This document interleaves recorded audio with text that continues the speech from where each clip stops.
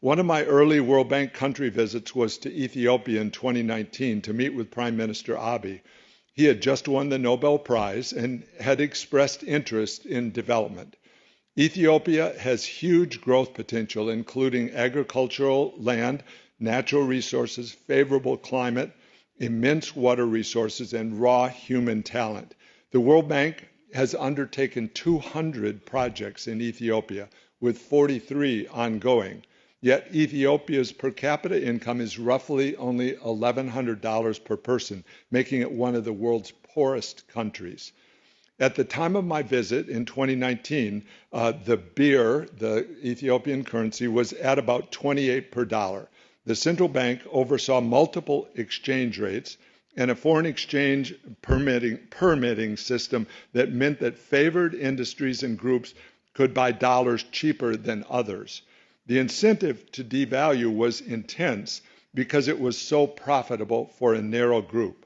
During a devaluation, resources flow from the poor, whose income and any financial assets are devalued, to those who can arrange local currency loans.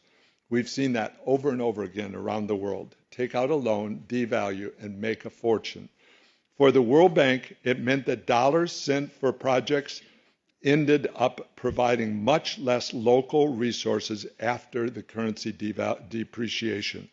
A $100 million loan was intended to provide 2.8 billion birr in resources to benefit people in Ethiopia, but by the time it was spent, the value of the resources was materially less.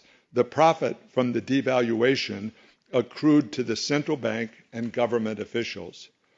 Kristalina, when she was here at the World Bank, and I worked hard in 2019 to convince Prime Minister Abiy to end that central banking practice. We were unsuccessful, and the devaluations have proceeded inexorably. In 2022 and 2023, the World Bank developed a system to inform the board of the World Bank of expected losses on World Bank Group activity in Ethiopia and other countries that gave unfavorable exchange rates to foreign aid or foreign investors. One key ingredient, then, in our ingredient versus menu, one key ingredient for development is some degree of transparency in contracts.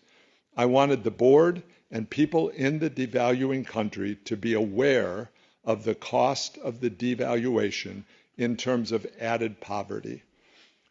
So we did that for a while, and I think it was useful to state in the board document how much the loss was going to be as we put dollars into a country that was devaluing. Reuters described the July 2024 IMF program as Ethiopia floating the birr. The IMF described the reform as moving to a, quote, market-determined exchange rate.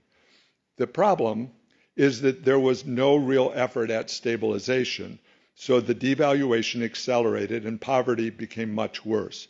In 2025, the birr was the world's third weakest currency. Today, the official rate stands at 161. I mentioned it was 28 when I was there in 2019, so 161 per dollar. But foreign exchange is allocated to a narrow group of banks, so the true impact on poverty is even worse than that would indicate. The central bank has been continuously supplying Forex through periodic auctions, aiming to ease the bank's Forex crunch and prevent the Forex rate from skyrocketing. The February central bank intervention this February allocated $500 million to friendly banks. In May, it was another bundle. Incentives work to perpetuate the currency system because huge profits are made through the devaluation.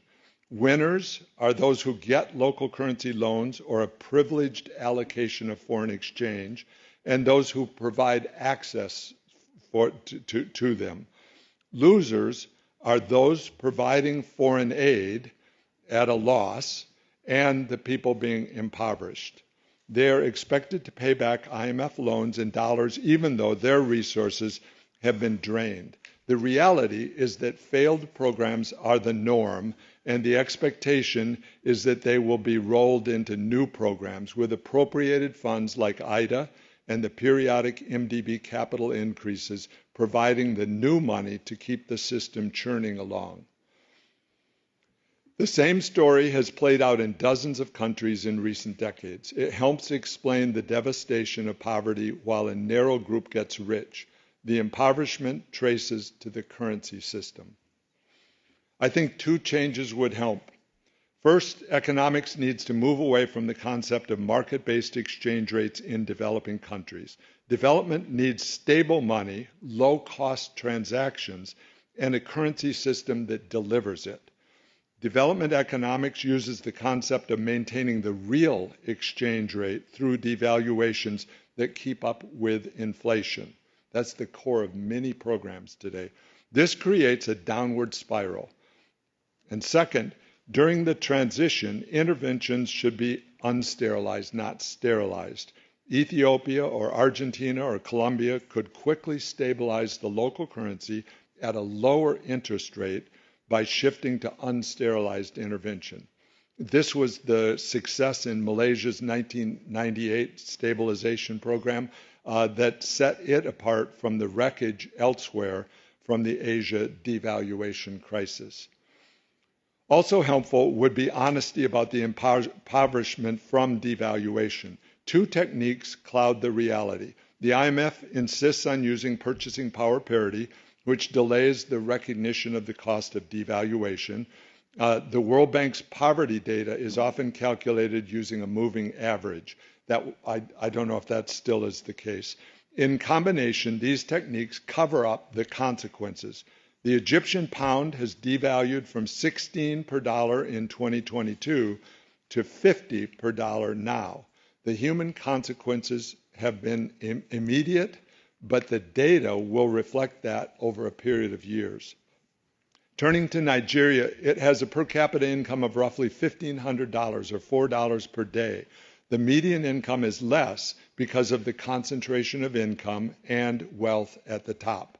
The upside from currency reform is massive. Nigerians working outside Nigeria routinely make 10 times or 20 times as much as in Nigeria. So the challenge for the World Bank is to conduct programs in Nigeria that will allow higher per capita income.